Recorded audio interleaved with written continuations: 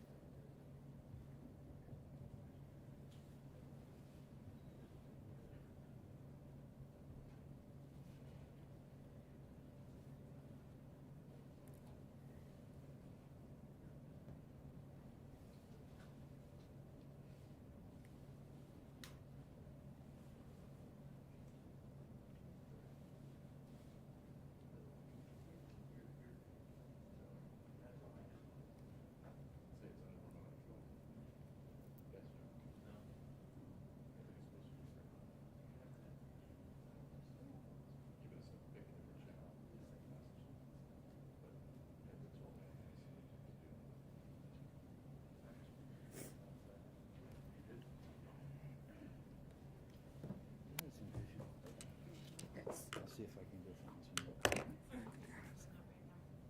What's that? Oh, good.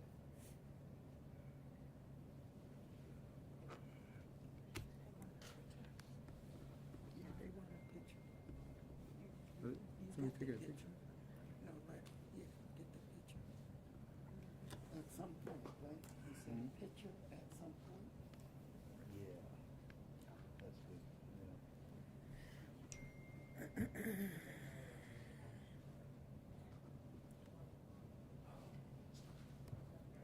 We'll get started in about 2 more minutes. We're waiting for one more person. My apologies.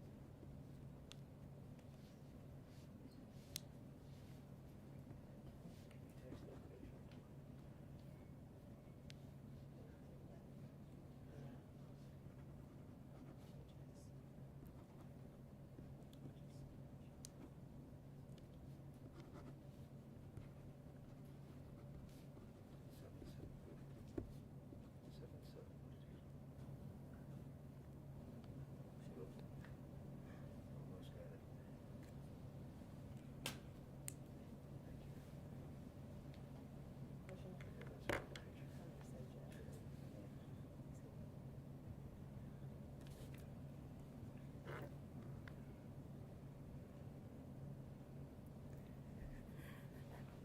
Thank you.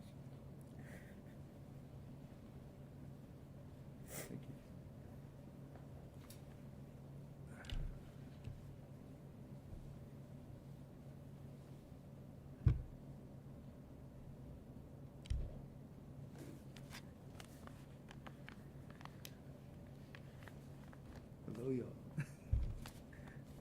It's a sad occasion, but hello.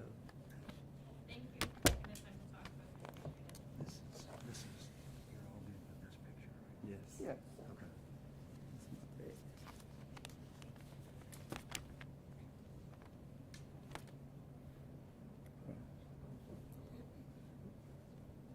A heavy call?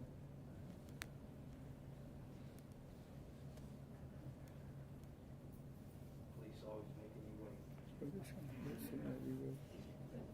Started it, We're used to it. I'm sorry, what? and then I got Yeah. help with it, so this is who comes. Huh?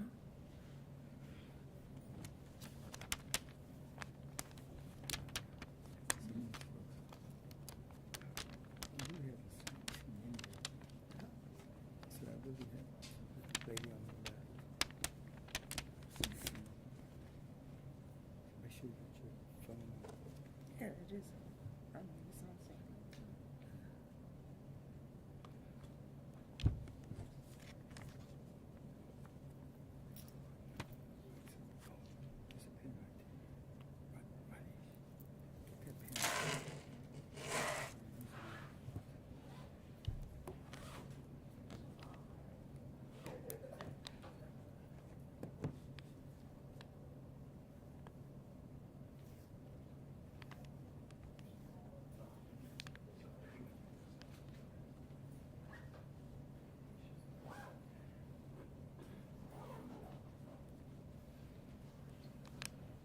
Right. Get that pen. Certain food with been treatment, all right. Huh? Certain food with been treatment, all right.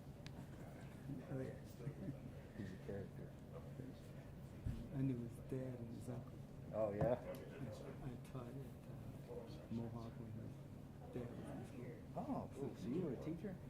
Yes, for some time. In social service. I was originally wanted to be a history teacher, but then I ended up in this mess. Now I wish I went back. He's not gonna say it. What's that?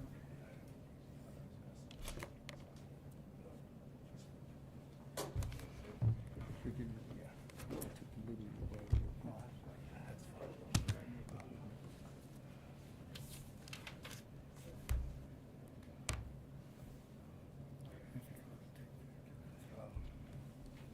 Everybody good? Sorry for the delay there. Kick this up. It's totally up to you. I want to thank everybody for coming out today, for myself and Sergeant McConnell, supervisor of the cold case unit of homicide, to discuss a previous case that occurred in October of 2020. As you can see, sitting to my left and to your right are the parents of the victim, Christina Perry. This is Mr. and Mrs. Perry, along with the victim's sister. So the reason why we're doing this is, first and foremost, to shed light to the victim's family that had to endure this tragic incident. As we always talk about in Columbus, far too many times, too many people are losing their lives in our city, and it's unnecessary. And we want to do everything we can to minimize the amount of violence that we are seeing in the city. And we're so thankful that Mr. and Mrs. Perry and the family came out to support our efforts in trying to nail down this case, along with any other homicide case, specifically cold cases, because we know as time elapses, it becomes more and more difficult to solve these cases. So, Sergeant McConnell will try to answer as many questions as he can on this case, but understand that it is active and ongoing, so like anything else, we can only discuss so much. I'm just going to go over a quick, brief narrative of the incident that occurred. Again, this happened on October 25th, just after 8 p.m. 2020, Christina Perry was traveling on the south side on Livingston Avenue, and then was traveling south on Studer Avenue when the suspect in question, which is going to be Mr. Ricky Williams Jr., which we'll discuss a little bit more here. But Mr. Williams was alleged to be in another vehicle who appears to be some type of road rage incident that resulted in Mr. Williams firing a gun several times, striking Miss Perry, and unfortunately, after medical attention, she succumbed to her injuries. Really, this is unnecessary again, and it's very tragic what happened to Miss Perry. I'm going to slide over and have Sergeant McConnell add some additional to that, but again, I want to thank Miss Perry's family for being here, and they will have a few words after Sergeant McConnell will slide over, and I'll move out of the way and he can speak a little bit more on the case.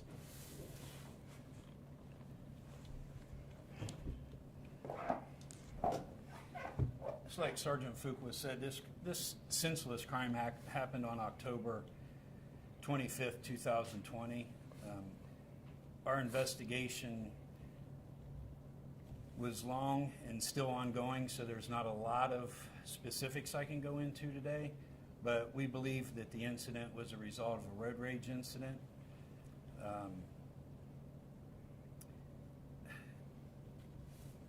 Her 13-year-old son was in the car with her as well when this happened, so it's bad enough that somebody has to senselessly lose their life over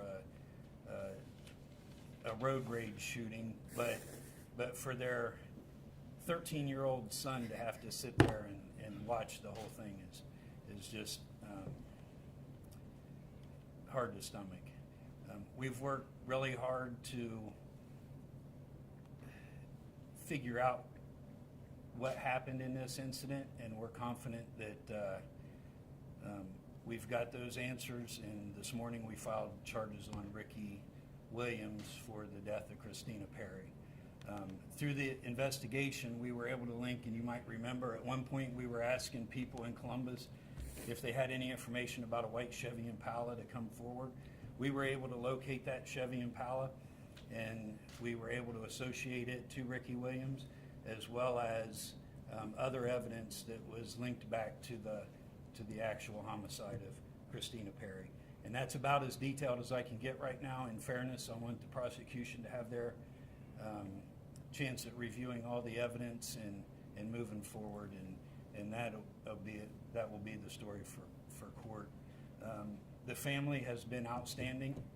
They've been patient, which has to be the worst word, I think, in the vocabulary for a family waiting to find out what happened to their loved one. But they've been awesome. They've worked with us and helped us, and to all the people in Studer and Livingston that helped as well. We just want to kind of thank everybody for the team effort. And I'm sorry, and I also, it's important for me to mention internally too as well. I should have said this on the front end, but I want to thank our CPD Digital Forensic Unit, because they are very instrumental in this case. Is a lot of evidentiary value was as a result of their hard work. Our criminal intelligence analysts were also very vital in this case, and our CPD ATF crime gun enforcement team, so one of our task force teams, was also very instrumental in this case. So my point is, with family, the public, and all of these units and resources, you can see that this truly was a team effort to get here. And it just goes back to why it's so important for us to continue to never give up on any of these cases and utilize every single resource that we have available to us at CPD to try to solve these cases. So before the family speaks, or actually before we take any questions, Mr. and Mrs. Perry, if there's anything you would like to address publicly before we go further. Good. I can speak now. Yeah. Yeah. I just want to say a few words about my daughter. My daughter was a loving mother, a friend, sister, hard worker. She was taken from a senseless road rage incident. She had dreams and goals to become someone that took that from her and her son, because they couldn't wait 1 minute or was slowed down for a second. Several lives were destroyed because this selfish act of violence. I'm happy her name is cleared, because she wasn't just a thug, criminal, killer. Due to her lifestyle, she was a hard worker, loving, and kind person.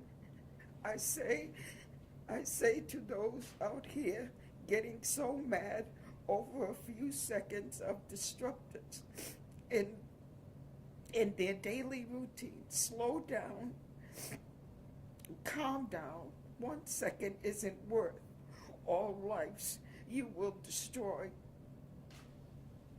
You will destroy because you were angry.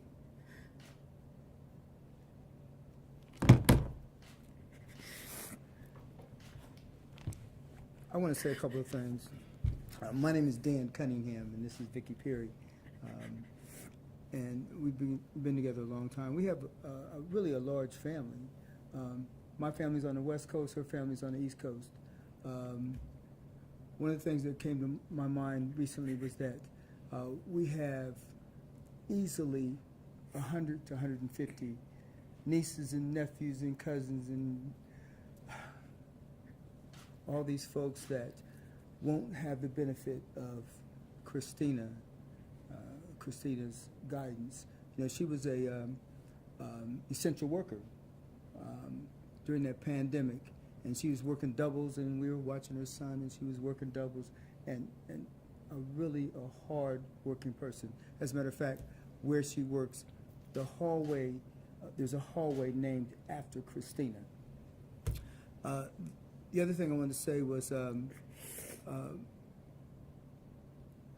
Detective Gillette and some of his co-workers were just very, very nice to us.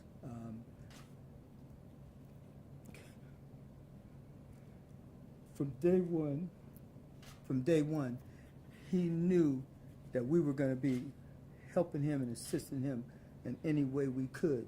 And he was so understanding. He was understanding when we got a little restless and called him a little more often than we probably should have, or complained about him not talking to Christina enough. But we worked that out. And we would get tips from all over the city, and I'd give them to Mr. Gillette, and sometimes I felt like, he knew it wasn't relevant, but he let me give him the information and talk to me with respect all the time. Or when I did a lot of detective work myself, I just retired and I didn't have nothing else to do but find that person. So I canvassed the neighborhood, I knocked on doors, I put up flyers. I got on my bike and put up flyers all around this city. And there were a lot of nice people that helped us, from Crime Stoppers to the media. It was something. I want to say this too. We never thank the homicide division or the police officers for the work that they do when they haven't solved the case. They're working just like we do, and they don't always get the information that they need to solve a murder. And we have so many people that complain, and sometimes rightly so, about our police departments. But, who am I to say that they're not doing what they're supposed to do?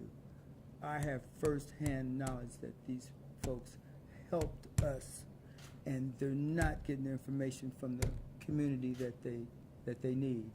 I heard somebody say we need heroes. We need people to call the helpline or whatever, and let them know what they know. I know we have to all be safe, but get on the phone and say, hey, I saw this guy jump out the car, run down the street. You're not putting your life in danger. And we need more people to speak up. They say we need a village to raise a child, but we need a village to catch those people who do wrong. The last thing I want to say is, I had heard a young man say he's never surprised if he gets what he prays for. And I never thought of that before. But we prayed for this day, and we'll continue to pray that these people who have done these wrongs will be prosecuted. Thank you very much. With that, any questions that Sergeant McConnell can answer, he will try his best. Sergeant, was it a tip from the community that led to connecting the Impala to Williams, et cetera? No, nothing. Sorry, not a specific tip, but somebody filing a police report helped substantiate the direction we were moving. So the white Impala came up before, or again later, after Christina Perry's incident. Related to the Perry incident or related to something else? That helped us associate the car to Ricky Williams. Vicki, I've got to ask how your grandson's doing. He's doing fine. He's in sports, and we wanted him to come to too much. And I can also add to what Sergeant McConnell was speaking of in terms of the original crime scene involving Miss Perry, and there were several incidents, evidence that we obtained through other incidents that involved Mr. Williams, excuse me, we were able to link the cases together. And again, because it's investigative and we don't want to reveal too much as this is ongoing, it's important to know that had it not been for this additional evidence from another case, that was able to lead us back to this case. So you said you filed charges on him this morning. Is he in custody, or do you know where he is right now? He is. He's in the Franklin County Jail. On these charges or other charges? Throughout this investigation, and like I say, it's still ongoing, through the cooperation of all those people involved that were mentioned earlier, he was charged with some other crimes and was in jail while we finished this part of the investigation.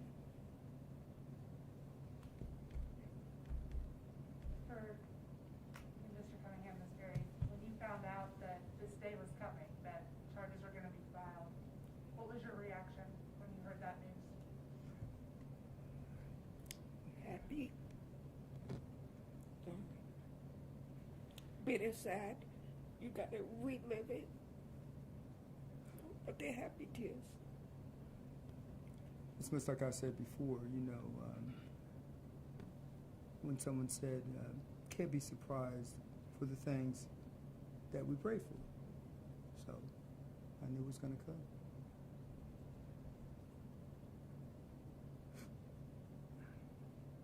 Do you believe Mr. Williams is the only one involved, or do you expect other charges to be filed in this case?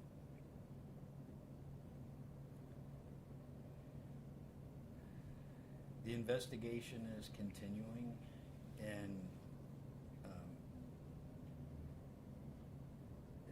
there is a possibility that additional charges may come, specifically related to him, and then some other people that might be not directly linked to the actual homicide of Christina, but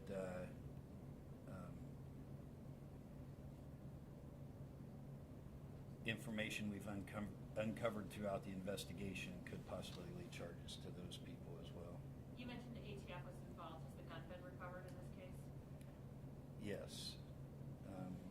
We have recovered a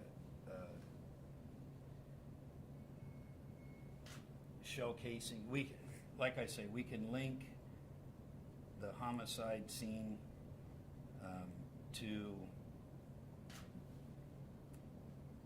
by the shell casings that were at the scene, and we can match them back to the murder weapon.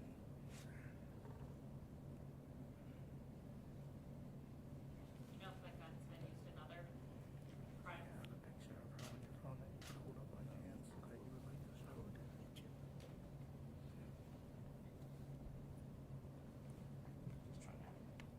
So there's a multitude of firearms involved in this, and the murder weapon can be linked to Christina Perry's homicide and another incident, but I don't want to go into the details of everything at this time.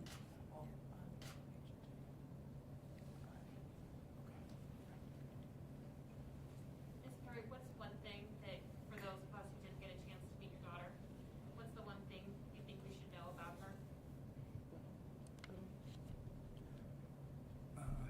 That she was a hard-working lady. She was always goal-oriented. She got out of high school and always worked. She started working in high school. She was a junior in high school, and I talked to her into going out for basketball, and she just learning the game. And her very last game, I told her, I said, well, look, just give me 10 rebounds. And she got 12 rebounds that day, and she had a chance to play in the varsity game that coming up right after that. And she didn't go out her senior year because she started working. And always loving to her son and very much up on his education, always. She had just gotten an award for all the hard work that she put into helping him with his grades. He was at Dominion, right? Yeah, Dominion Middle Dominion. School, and she worked hard to teach him and guide him, help him to be the young man that he is now. He's doing well. He probably is a little more to himself than he had been before, but I said once before, he's a spiritual kid, and he's a good guy. He's shot up to almost 6 feet tall, and trying to play football, play basketball, and trying to do good. So he's a good man. He's going to be all right. It's just so sad that he doesn't have a mom.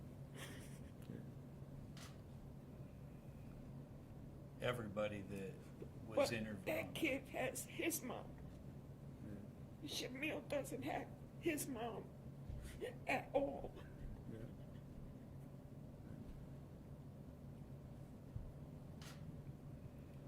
Everybody that was interviewed in this investigation that knew Christina, it was always the same. They couldn't believe this happened. There's no way this is of any fault of hers. That's all she does is work and take care of her son and get him to sports and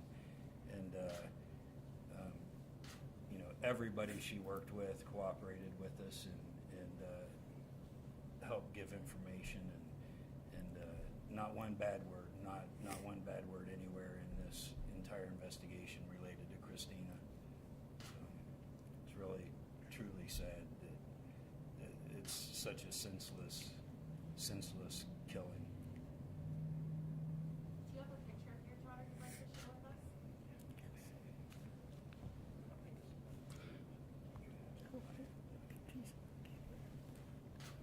I can give it to you. Yeah. And we can provide all that after to everyone as well.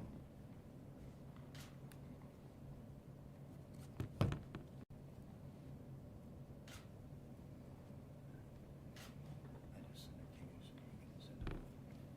All right. Well, I want to thank everybody for that. That'll include this part. So, again, we want to thank her family for coming and everyone. Just as a remembrance that anytime someone has information, I know sound like a broken record, and some people believe in so many things about not snitching or not telling. No matter how insignificant you think a piece of evidence could potentially be, I assure you, just call our detectives in charge and allow us the opportunity to decide whether or not that information is pertinent to a case or not. Because again, we can't get into the specifics of this case, but I assure you, as things come out publicly, you will be amazed at just how little sometimes you think something may not be a big deal, turns out to be a life-changing deal in the breaking the case. So thank you again.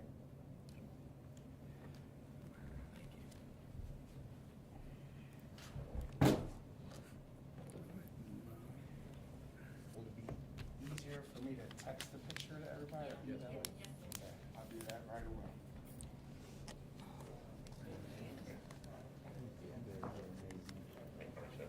You were amazing. That's so hard to do. What you did. Everybody's name and how to say and spell your guys' first and last names for me. Ronish, R-O-N-I-E-S-H.